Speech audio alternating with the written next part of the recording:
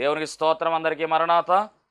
దేవుడు మనకు అనుగ్రహించిన ఈ ప్రాముఖ్యమైన సమయంలో దేవుని వాక్యాన్ని ధ్యానించుకుందాం. ముందుగా వాక్య భాగాన్ని చదువుకుందాము. లూకాసు వార్త 24వ అధ్యాయము 31వ వచనం చదువుదాం. లూకాసు వార్త 24వ అధ్యాయము 31వ వచనం. వారి కన్నులు తెరవబడి ఆయనను గుర్తుపట్టిరి. అంతటా ఆయన వారికి అదృశ్యుడాయెను. మహాపరిశుద్ధుడా, మహాగణుడా, మహిమగల దేవ, ప్రేమాస్వరూపి, దయగల యేసు క్రీస్తు ప్రభువా, నీ ఘనమైన నామానికి వందనాలు, స్తోత్రాలు, స్తుతులు చెల్లించుకుంటూ ఉన్నాము. శ్రేష్టమైనటువంటి సమయంలో ప్రభువా, నీ శ్రేష్టమైనటువంటి వాక్కును వినాలని నీ బిడ్డలను మేము వేచి ఉన్నాము, నిలిచి ఉన్నాము. తండ్రి, మీకు వందనాలు. నీ వాక్కుతో ప్రభువా, నీ బిడ్డలతో నాతో మీరే మాట్లాడి మహిమ పొందుకోమని త్వరగా పెండ్లి కుమారుడుగా రానయ్యున్న యేసు క్రీస్తు వారి శ్రేష్టమైన నామములు అడిగి వేడుకొనుచున్నాము పరమ తండ్రి, ఆమెన్. దేవనామమున మీ ఎల్లరికూ శుభములు కలుగును గాక, ఆమెన్. అమ్మా, అందరూ బాగున్నారా? దేవుడు మనకు అనుగ్రహించినటువంటి ఈ సమయానికి మరి వాక్యం వినడానికి సిద్ధమవుతున్నటువంటి ప్రియ దేవుని జనాంగమా, ఈరోజు దేవుడు మన కొరకు ఏర్పాటు చేసినటువంటి ప్రాముఖ్యమైనటువంటి లేఖన భాగము, అద్భుతమైనటువంటి అంశాన్ని ఈరోజు దేవుడు మనతో మాట్లాడడానికి ఆయన సిద్ధముగా ఉన్నాడు గనుక మరి మనము కూడా సిద్ధపాటు కలిగి వాక్యాన్ని వినడానికి ప్రయత్నం చేద్దాం. దేవుని యొక్క పరిశుద్ధ గ్రంథములో లూకా సువార్త అతి శ్రేష్టమైనటువంటి సువార్తగా మనము గమనించాలి. పరిశుద్ధ గ్రంథములో ఉన్నటువంటి 66 పుస్తకాలు ప్రాముఖ్యమైనటువంటి పుస్తకములే. గమనించండి, సువార్తలు 4 సువార్తలు. లూకా సువార్త, మరి లూకా అనేటటువంటి దైవజనుడు, ఈ లూకా అనేటటువంటి దైవజనుడు మాత్రమే కాదు కానీ ఈ లూకా డాక్టర్ గారుగా కూడా, అనగా వైద్యుడు అని కూడా ఈయన పిలువబడ్డాడు. ఎందుకు అంటే మరి వైద్యము చేసేటటువంటి వాడుగా ఈయన ఆ కాలములో ఉన్నారు. ఎన్నో పరిశీలనలు, ఎన్నో పరిశోధనలు చేసి ఆయన తన యొక్క అనుభవాన్ని మరి పరిశుద్ధాత్మదేవుని సహాయముతో ఈ గ్రంథాన్ని లిఖించడం జరిగింది. భక్తుడైనటువంటి లూకా లేదా వైద్యుడైనటువంటి లూకా రాసినటువంటి ఈ సువార్తలో లూకా సువార్త 24వ అధ్యాయము చిట్ట చివరి అధ్యాయముగా ఈ సువార్తకు మనకు కనబడుతూ ఉంది. దీనిలో ప్రత్యేకించి ఈయన రాసినటువంటి ఈ పోర్షన్ ఏదైతే ఉందో అద్భుతమైనటువంటి మాటలు, అద్భుతమైనటువంటి సంభాషణ ఇక్కడ మనం చూస్తూ ఉన్నాం. యేసుక్రీస్తు ప్రభువారు నరవతారిగా ఈ లోకానికి వచ్చి మనందరి నిమిత్తము ఆయన మన పాపముల నిమిత్తము, సర్వమానవాళి నిమిత్తము తన ప్రాణమును పెట్టి సర్వమానవాళి నిమిత్తము పాపమునకు పరిహారము చేయడానికి తన రక్తాన్ని చిందించి చివరకు ఆయన మరణించారు. అంత మాత్రమే కాదు, మరణపు ముళ్ళును విరిచి మరణాన్ని జయించి సమాధి చేసి పునరుద్ధానుడై తిరిగి లేచి మృత్యుంజయుడుగా ఆయన మనకు కనబడుతూ ఉన్నాడు. తిరిగి లేచిన వాడుగా కనబడుతూ ఉన్నాడు. పునరుద్ధానము కలిగిన వాడుగా కనబడుతూ ఉన్నాడు. ఎంత గొప్ప ధన్యత! మరి ఆ పునరుద్ధానముకు సంబంధించినటువంటి మాటలను ఈ 24వ అధ్యాయములో లూకా ద్వారా పరిశుద్ధాత్మ తండ్రి చాలా చక్కగా రాయించాడు. 4 సువార్తల్లో కూడా ఈ మాటలు మనము చూస్తూ ఉన్నాము. కానీ గమనించాలి దేవుని జనాంగమా, ఇక్కడ లూకా గారి యొక్క విధానమును మనం పరిశీలన చేస్తే ఆయన మరి ఒక సందర్భాన్ని జ్ఞాపకం చేస్తూ ఉన్నాడు. యేసుక్రీస్తు ప్రభువు వారు తిరిగి లేచిన తరువాత జరిగినటువంటి ఒక సంఘటనను ఆయన జ్ఞాపకం చేస్తూ చాలా విపులముగా రాశారు. ఈ సందర్భము మార్కు సువార్తలో మనం చూస్తాం, కానీ మార్కు సువార్తలో దీని గురించి పూర్తి సమాచారం లేదు. లూకా సువార్తలో అయితే మట్టుకి ఇక్కడ జరుగుతున్నటువంటి ఈ సంఘటనలో పూర్తి సమాచారం ఉంది. ఇది యేసుక్రీస్తు ప్రభువు వారు తిరిగి లేచిన తర్వాత జరిగినటువంటి సంఘటన, గమనించాలి. మరి ఇక్కడ రాయబడినటువంటి ఈ వచనాన్ని మనము చదివినటువంటి మూల వచనాన్ని పరిశీలన చేస్తే 24వ అధ్యాయము లూకా సువార్త 31వ వచనము. వారి కన్నులు తెరవబడి ఆయనను గుర్తుపట్టిరి. అంతటా ఆయన వారికి అదృశ్యుడాయెను. ఎవరి కన్నులు తెరవబడ్డాయి అంటే ఇక్కడ గమనించాలి, మూయబడినటువంటి కన్నులు తెరవబడినట్టుగా ఈ వచనములో మనము చూస్తూ ఉన్నాం. అంటే కన్నులు తెరవబడ్డాయి అంటే అంతకుముందు కన్నులు ఎలాగున్నాయంటే మూయబడి ఉన్నవి. అంటే మూయబడి ఉన్నటువంటి ఈ కన్నులు తెరవబడినటువంటి సందర్భాన్ని మనము పరిశీలన చేస్తూ ఉన్నాము. ఏంటి ఈ సంఘటన, ఏంటి ఈ సందర్భము అని మనం పరిశీలన చేస్తే, యేసుక్రీస్తు ప్రభువు వారు తిరిగి లేచిన తరువాత ఆయన మొట్టమొదటిగా మగ్దలేని మరియకు ఆయన కనబడినట్టుగా పరిశుద్ధ గ్రంథములో మనము చాలా స్పష్టముగా చూస్తూ ఉన్నాం. మగ్దలేని మరియ యేసుక్రీస్తు ప్రభువు వారిని దర్శించినటువంటి రీతి, యేసుక్రీస్తు ప్రభువారు మగ్దలేని మరియను దర్శించినటువంటి రీతి యోహాను సువార్తలో చాలా స్పష్టముగా మనకు కనబడుతూ ఉంది. ఆయన మొదట లేచిన తరువాత మగ్దలేని మరియకు కనబడినట్టుగా కూడా మార్కు సువార్తలో చాలా స్పష్టముగా మార్కు భక్తుడు మరి రాస్తూ ఉన్నారు. చదువుకుందాం ఆ మాట. మార్కు సువార్త 16వ అధ్యాయము 9వ వచనాన్ని చూసినట్లయితే, ఆదివారము తెల్లవారినప్పుడు యేసు లేచి తాను 7 దయ్యములను వెళ్ళగొట్టిన మగ్దలేని మరియకు మొదట కనబడెను. ఎంత అద్భుతమైనటువంటి మాట ఇది. చాలా క్లియర్గా రాసేశాడు. మొట్టమొదటిగా ప్రపంచంలో ఎంతోమంది ఉన్నారు. ప్రపంచంలో ఎంతోమంది ఉన్నప్పటికీ కూడా ఆయన పునరుద్ధాన ప్రత్యక్షత మొట్టమొదటిగా ఎవరికి లభించిందంటే ఒక స్త్రీమూర్తికి లభించింది. ఆమె ఎవరు అంటే మగ్దలేని మరియ. తరువాత మనం గమనించినట్లయితే కనుక కొంతమంది స్త్రీలకు ఆయన కనబడినట్టుగా పరిశుద్ధ గ్రంథంలో మనము చూస్తూ ఉన్నాం. ఎంత అద్భుతమైనటువంటి విషయం ఇది. తరువాత ఆ క్రమంలోనే మరి మూడవదిగా ఎమ్మయి అనేటటువంటి ప్రాంతానికి వెళుతున్నటువంటి 2 శిష్యులకు ఆయన కనబడినట్టుగా 12వ వచనం చదివితే మనకు తెలుస్తూ ఉంది. మార్కు సువార్త 16వ అధ్యాయం 12వ వచనం. ఆ తరువాత వారిలో 2 ఒక పల్లెటూరికి నడిచిపోవచ్చుండగా ఆయన మారు రూపము గలవాడై వారికి ప్రత్యక్షమాయెను అని రాయబడింది. అంటే పల్లెటూరుకు వెళ్ళిపోతున్నటువంటి 2 శిష్యులకు ఆయన కనపడ్డారు. ఏమిటా పల్లెటూరు అంటే కనుక ఆ ఊరి ప్రాంతము పేరు మనము గమనిస్తే దీని గురించి, ఈ జరిగినటువంటి ఈ సంఘటన గురించి లూకా భక్తుడు చాలా స్పష్టముగా వివరణ ఇచ్చారు. ఆ ఊరు పేరు ఏమిటంటే ఎమ్మయి అనేటటువంటి ప్రాంతం, అది ఎమ్మయి అనేటటువంటి గ్రామం, అది ఎమ్మయి అనేటటువంటి పల్లెటూరుకి 2 శిష్యులు వెళుతున్నారు. ఈ సంఘటన ఈరోజు మనము ధ్యానించవలసిన వారమై ఉన్నాం. యేసుక్రీస్తు ప్రభువారు తాను ప్రత్యక్షపరచుకున్నటువంటి సందర్భాలు పరిశుద్ధ గ్రంథములో కనబడుతూ ఉన్నాయి. ఆయన పునరుద్ధానుడైన తరువాత 40 దినములు ఆయన భూసంచారము చేసినట్టుగా పరిశుద్ధ గ్రంథములో మనము చూస్తూ ఉన్నాం. ఈస్టర్ దినం మొదలుకొని ఆయన మరి పెంతుకోస్తు దినము వరకు కూడా, ముందు రోజు వరకు కూడా, అనగా దాదాపుగా మరి ఆయన మరి తాను ప్రత్యక్షపరచుకుంటూ ముందుకు సాగినటువంటి చరిత్ర పరిశుద్ధ గ్రంథంలో రాయబడింది. గమనించండి దేవుని జనాంగమ, ఈస్టర్ పండగ మొదలుకొని మరి ఆయన ఆరోహణమయ్యేటటువంటి ఆ సమయం వరకు కూడా, అనగా దాదాపుగా 40 దినములు ఆయన మరి భూసంచారము చేసి 11 సార్లు మరి ఆయా రీతిలుగా శిష్యులకు అలాగే ఆయా భక్తులకు ఆయన తాను ప్రత్యక్షపరుచుకున్నాడు. 11 మారులు కనపడినట్టుగా పరిశుద్ధ గ్రంథములో మనము లెక్కించగలుగుతూ ఉన్నాం. మరి ఆ సందర్భములో మనము చూసినట్లయితే మొదటగా మగ్దలేని మరియకు, రెండవసారి మరి కొంతమంది స్త్రీలకు ఆయన కనపడినట్టుగా, మూడవసారి ఆయన కనపడింది ఎవరికి అంటే కనుక 2 శిష్యులు ఎమ్మయి అనేటటువంటి ప్రాంతానికి వెళ్ళిపోతూ ఉంటే వారితో నడిచి వెళుతూ మాట్లాడి వారికి ప్రత్యక్షమైనటువంటి సందర్భము ఈరోజు మనము ధ్యానిస్తూ ఉన్నాం. దేవునికి మహిమ కలుగునుగాక. ఎందుకు ఇది ఎంత ప్రాముఖ్యమైనటువంటి సందర్భము అంటే నేను చెబుతూ ఉంటే మీకు క్లియర్గా అర్థమవుతుంది. బైబిల్ గ్రంథములో ఒక అద్భుతమైనటువంటి సంఘటనగా ఇది మరి రూపొందించబడింది. గమనిద్దాము. ఈ సందర్భం మనం చూసినట్లయితే కనుక మరి అత్యంత మనోహరమైనదిగా కనబడుతున్నటువంటి సందర్భము. ఎమ్మయి గ్రామములో యేసు 2 శిష్యులకు మరి ఇచ్చినటువంటి ఒక గొప్ప ప్రత్యక్షత, ఒక గొప్ప దర్శనమని మనము గమనించాలి. ప్రయాణములో నడుస్తున్నటువంటి వారితో ఆయన సంభాషిస్తూ, అంటే యేసుక్రీస్తు ప్రభువారు వారితో నడుస్తూ వారికి బోధించినట్టుగా ఈ సందర్భంలో మనం చూస్తూ ఉన్నాం. ఎందుకంటే ఈ సందర్భం మనందరికీ కూడా బాగుగా ఎరిగిన సందర్భమే, మనందరికీ పరిచయం ఉన్నటువంటి సందర్భమే. కాబట్టి దీని గురించి నేను మరి క్లుప్త వివరణ ఇవ్వాలని ఆశపడుతూ ఉన్నాను. దేవునికి మహిమ కలుగునుగాక. మరి గమనించవలసినటువంటి మాట ఏమిటి అంటే ఇది 13వ వచనం నుంచి, అనగా లూకాసు వార్త 24వ అధ్యాయం 13వ వచనం నుంచి మొదలవుతుంది. పరిశుద్ధ గ్రంథాలు అందుబాటులో ఉన్నట్లయితే కనుక తెరచి చూసినట్లయితే నేను చెప్పే మాటలన్నీ కూడా ఈ యొక్క అధ్యాయంలో ఉన్నటువంటి మాటలే. 24వ అధ్యాయం 13వ వచనం మనం చదివినట్లయితే, ఇదిగో ఆ దినమందే, ఏ దినము అంటే కనుక యేసుక్రీస్తు ప్రభువారు తిరిగి లేచినటువంటి రోజు, అనగా ఆయన పునరుద్ధానము జరిగినటువంటి రోజు. అది ఏ రోజు అంటే ఈస్టర్ సండే, అనగా ఈస్టర్ పండుగ రోజున ఆదివారమున ఆ దినమందే వారిలో 2 యెరూషలేమునకు ఆమడ దూరమున ఉన్న ఎమ్మయి అను ఒక గ్రామమునకు వెళ్ళొచ్చు.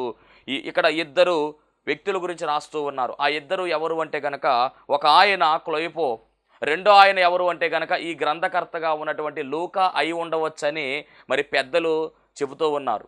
ఎవరైనప్పటికీ గమనించండి, ఇద్దరు శిష్యులు వెళుతూ ఉన్నారు. ఎక్కడికి వెళుతూ ఉన్నారంటే యెరూషలేము అనేటువంటి ప్రాంతము నుంచి యెరూషలేమునకు ఆమడ దూరమున ఉన్నటువంటి ప్రాంతానికి వెళుతున్నారు. యెరూషలేమునకు ఆమడ దూరములో ఉన్నటువంటి ప్రాంతము ఏది అంటే గనుక ఎమ్మయి అనేటటువంటి ప్రాంతము, ఎమ్మయి అనేటువంటి గ్రామానికి వెళుతూ ఉన్నారు. ఈ ఎమ్మయి గురించి మనం మాట్లాడుకోగలిగితే గనుక చాలా ప్రాముఖ్యమైనటువంటి ప్రాంతముగా ఇది పిలువబడుతూ ఉంది. పరిశుద్ధ గ్రంథములో చివరి ప్రకటన గ్రంథం తర్వాత మరి 3వ మ్యాప్ను మనం పరిశీలన చేస్తే అక్కడ ఎమ్మయి అనేటటువంటి ఊరు పేరు కనబడుతూ ఉంది. యెరూషలేములో ఉన్నటువంటి ప్రాంతం ఇది.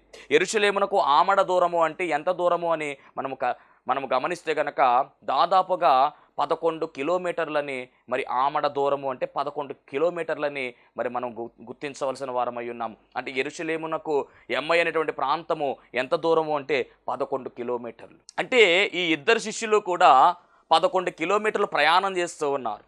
ఇలా ప్రయాణం చేస్తూ వారు నడుస్తూ మరి ఈ 11 కిలోమీటర్ల వారి ప్రయాణం మనం గమనించినట్లయితే వారు ఒకే ఒక ఆలోచన కలిగి ఉన్నారు. వాళ్ళ సంభాషణ, మనం రోడ్డు మీద వెళుతూ ఉంటే, ఇద్దరు వ్యక్తులు రోడ్డు మీద వెళుతూ ఉంటే వాళ్ళు నడుచుకుంటూ ఆయా రకమైనటువంటి మాటలు మాట్లాడుకుంటూ ఉంటారు. వారి కుటుంబంలో సంబంధించిన విషయాలు కావచ్చు, లేకపోతే మరి వారి యొక్క పని దగ్గర ఉన్నటువంటి విషయాలు కావచ్చు, మొత్తం మీద వారి బాధల గురించి మాట్లాడుకుంటూ ఇద్దరు వ్యక్తులు ప్రయాణం చేస్తూ ఉంటారు. గమనించండి, ఎవరైనా ఇద్దరు వ్యక్తులు కనుక రోడ్డు మీద వెళుతూ ఉంటే కనుక వారు ఏం మాట్లాడుకుంటారంటే వారి కుటుంబ సమస్యల గురించి మాట్లాడుకుంటారు, లేకపోతే వారి యొక్క పనుల గురించి మాట్లాడుకుంటారు, అంతే కదా. అలాగే ఈ ఇద్దరు కూడా, అనగా క్లోయోప అనేటటువంటి వ్యక్తి, అలాగే లోకా అనేటటువంటి ఈ వ్యక్తి, ఇద్దరు కూడా మరి మాట్లాడుకుంటూ ఉన్నారు కొన్ని విషయాలు. ఆ మాట్లాడుకున్నటువంటి ఆ విషయం ఏమిటంటే యేసుక్రీస్తు ప్రభువారి గురించి వారు మాట్లాడుకుంటూ ఉన్నారు. ఎంత గొప్ప ధన్యతో గమనించండి. ఎక్కడ ఇద్దరు ముగ్గురు నా నామమును కూడా ఉంటారో వారి మధ్యలో నేను ఉంటానని వాగ్దానం చేశాడు మన తండ్రి. గమనించండి, ఎక్కడ ఇద్దరు ముగ్గురు నా నామమును కూడి ఉంటారో వారి మధ్యలో ఉంటానన్నారు. ఇక్కడ ఇద్దరు ఉన్నారు. వారిద్దరూ కూడా ఎవరి గురించి మాట్లాడుకుంటున్నారంటే యేసుక్రీస్తు ప్రభువారి గురించే మాట్లాడుకుంటూ ఉన్నారు.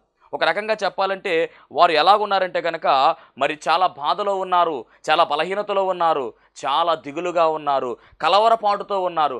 ఆ కలవరపాటుతోనే వారు ప్రయాణం చేస్తూ ఉన్నారు. యెరూషలేములో నుంచి 11 కిలోమీటర్లు దాటి వెళుతూ ఉన్నారు. 11 కిలోమీటర్ల దూరం ఉన్నటువంటి ఎమ్మయి అనేటటువంటి ప్రాంతానికి వెళుతూ వారు కలవరంతోనే మరి యేసుక్రీస్తు ప్రభువారి గురించి మరి మాట్లాడుకుంటూ వెళుతూ ఉన్నారు. ఈ వచనం మనకు కావాలి అంటే కనుక మరి 14వ వచనం చదువుకుందాము. లూకా సువార్త 24వ అధ్యాయం 14వ వచనము.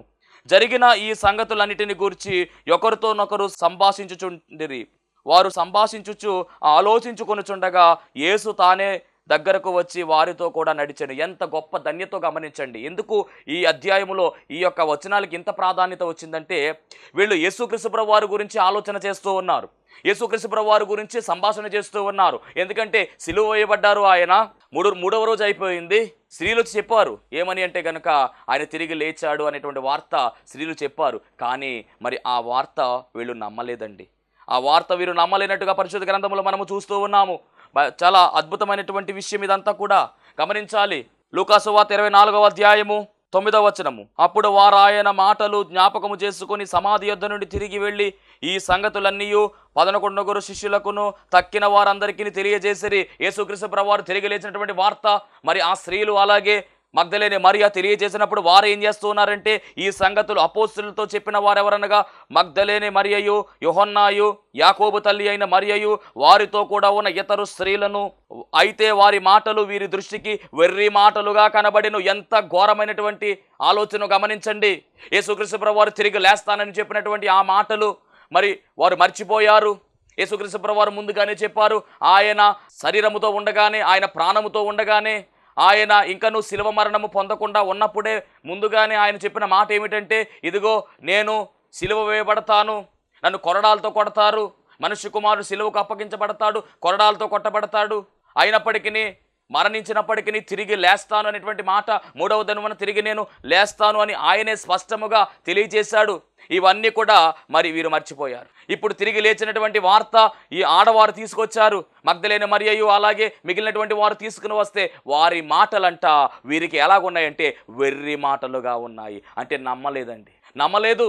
యేసుక్రీస్తు ప్రభువారు తిరిగి లేచారనేటువంటి మాట వారికి మరి నమ్మకము కలిగించడం లేదు, నమ్మలేదు. విస్మయం ఉందారు. ఏమిటిదని చెప్పేసి వారు ఆలోచన చేసుకుంటూ ఉన్నారు. మొత్తానికి ఏదేమైనప్పటికీ గమనించాలి. అయితే పేతురు లేచి సమాధి యొద్దకు పరిగెత్తుకుని పోయి వంగి చూడగా నారబట్టలు మాత్రమే విడిగా కనబడెను. అతడు జరిగిన దానిని గూర్చి ఆశ్చర్యపడుచు ఇంటికి వెళ్ళాను. పేతురు కూడా అక్కడికి వెళ్ళి చూచాడు. గమనించండి, ప్రత్యక్షత ఎవరికి లభించింది అంటే మగ్దలేని మరియకు, ఇతరుల అలాగే కొంతమంది ఇతర స్త్రీలకు కూడా ఈ ప్రత్యక్షత లభించింది. వారు వార్తను మోసుకుని వస్తే వీరెవరూ కూడా శిష్యులు కావచ్చు, లేకపోతే ఇక్కడ ఉన్నటువంటి వారు కావచ్చు, ఎవరు కూడా నమ్మలేదండి. ఇప్పుడు నమ్మకుండా ఉన్నటువంటి వారిలో ఈ ఎంఐ అనేటువంటి ప్రాంతానికి వెళుతున్నటువంటి శిష్యులు కూడా ఉన్నారు. వారి యొక్క ఆలోచన ఏమిటంటే ప్రభు లేచారని చెబుతూ ఉన్నారు, ఇది నిజమేనా, ఎంతవరకు నిజము, అసలు ఏం జరుగుతూ ఉంది అనేటువంటి ఒక ఆలోచన. ఎందుకంటే ప్రభు వీరికి కనపడలేదు కదా, కాబట్టి వారి ఆలోచన, వారి కలవరం ఎక్కువైపోయింది, కలత ఎక్కువైపోయింది, టెన్షన్ ఎక్కువైపోయింది, ఆందోళన ఎక్కువైపోయింది. వారు ప్రయాణం చేస్తున్నారు కానీ, వారి ప్రయాణం కొనసాగుతుంది కానీ వారి ఆలోచన అంతా కూడా యేసుక్రీస్తు ప్రభు వారి మీదే ఉంది. ఆలోచన అంతా కూడా ఆయన మీద కలిగి ఉన్నారు. మరి గమనించండి, కృంగిపోయినటువంటి వారిగా వారు కనబడుతూ ఉన్నారు, నిరాశతో ఉన్నారు వారు, దుఃఖముతో ఉన్నారు వారు. అలాంటి వారి దగ్గరకు స్వయముగా యేసుక్రీస్తు ప్రభు వారే వస్తూ ఉన్నాడండి. ఆయనే వచ్చాడు, వారితో కలిసి నడిచినట్టుగా పరిశుద్ధ గ్రంథంలో మనం చూస్తూ ఉన్నాము. ఎంత గొప్ప ధన్యతో ఇది. యేసుక్రీస్తు ప్రభు వారు వారితో కలిసి నడిచాడు. ఎక్కడ దాకా నడిచాడు అంటే కనుక వారు వెళ్ళవలసినటువంటి గమ్యం వరకు నడిచాడు. నడవడం మాత్రమే కాదండి, వారిని నడిపించేవాడుగా కనబడుతూ ఉన్నాడు. ఈరోజు వాక్యం ఏంటంటే, దైవ జనాంగమా, ఇదిగో నీ జీవితంలో కష్టములు, నీ జీవితంలో బలహీనతలు, బాధలతో, నీవు వేదనలతో శోధించబడుతున్నావేమో, నీ బ్రతుకు బండిని ముందుకు కొనసాగించలేక నడవలేక నడుస్తున్నావేమో గమనించు.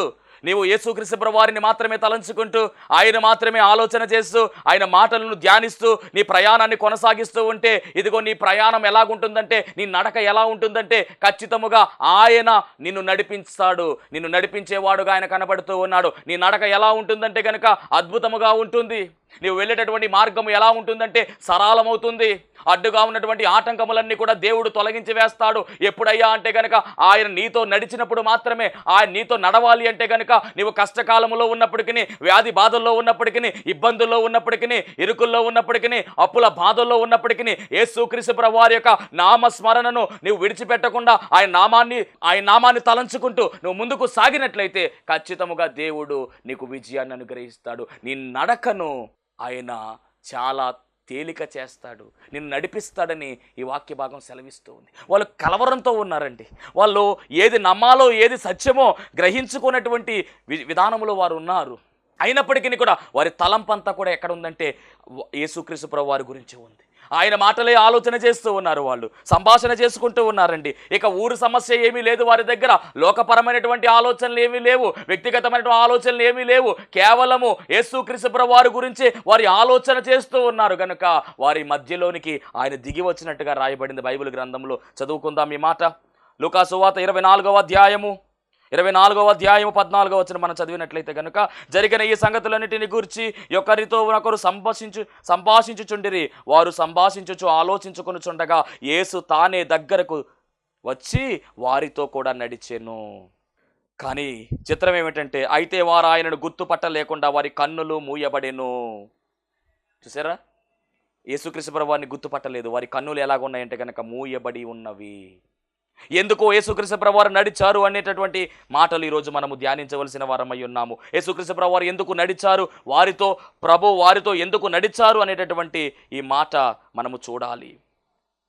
ఆయన నడవడం మాత్రమే కాదండి, వారి సంభాషణ గురించి అడుగుతూ ఉన్నారు. ఏంటి మీరు ఏం మాట్లాడుకుంటూ ఉన్నారని ఆయన అడుగుతూ ఉన్నాడు. 19వ వచనం, 24వ అధ్యాయం 19వ వచనం. ఆయన అవి ఏవని వారిని అడిగినప్పుడు వారు నజరేయుడైన యేసును గూర్చిన సంగతులే, అంటే మీరు ఏం మాట్లాడుకుంటూ ఉన్నారని చెప్పేసి ఆయన అడుగుతూ ఉన్నాడు. చదువుకుందాం 17వ వచనము. ఆయన మీరు నడుచుచు ఒకరితో ఒకరు చెప్పుకొనుచున్న ఈ మాటలు ఏవని అడగగా వారు దుఃఖముకులై నిలిచిరి.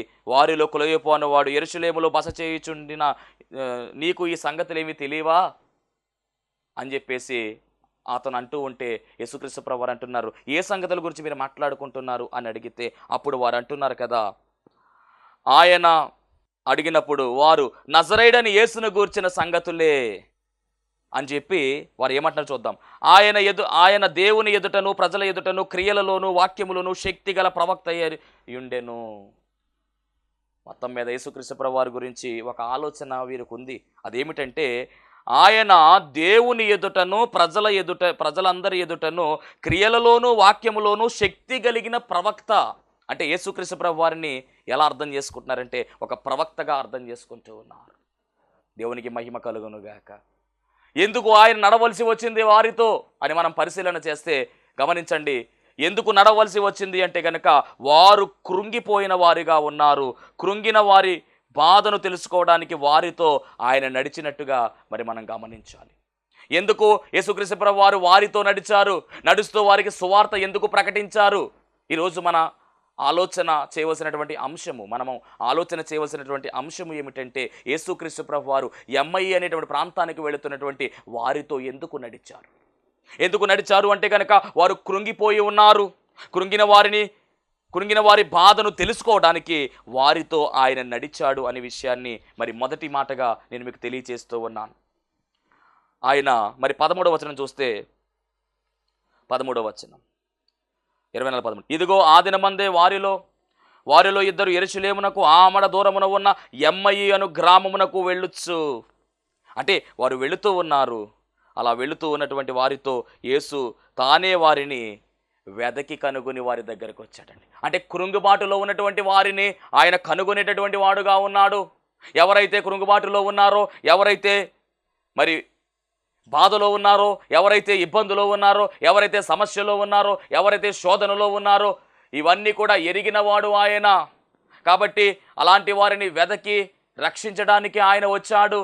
అలాంటి వారిని ఆయన ఆదరించడానికే వచ్చాడు. ఎందుకంటే తల్లైనా మర్చిపోతుందేమో కానీ, తండ్రి అయినా విడిచిపెడతాడేమో కానీ, నిన్ను నిన్ను ఎడబాయనని వాగ్దానం చేసినటువంటి దేవుడే మనము సేవిస్తున్నటువంటి దేవుడు.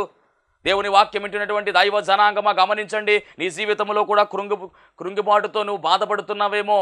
అయ్యో నా బ్రతుకు ఎలాగైపోయిందేంటి, అయ్యో నా పరిస్థితి ఇలాగైపోయింది, ఈ సమస్యలేంటి ఎలా వచ్చేస్తూ ఉన్నాయి, ఒకదాని తర్వాత ఒకటి శోధనలు ఎన్నో వస్తూ ఉన్నాయి, ఎలాగాని నీవు కృంగిపోతూ ఉంటే ఇదిగో నిన్ను నడిపించడానికే, ఇదిగో ఆయన వారిని ఏ విధంగా నడిపించడానికి వచ్చాడో అలాగే నిన్ను కూడా నడిపించడానికి నీ దగ్గరకు ఆయన రాబోతూ ఉన్నాడు. గమనించు. దేవునికి మహిమ కలుగునుగాక. ఆయన వారిని వెతుక్కుంటూ వచ్చాడు. ఆయన వారిని వెదకి కనుగొని ఆయన దగ్గరకు వచ్చాడు.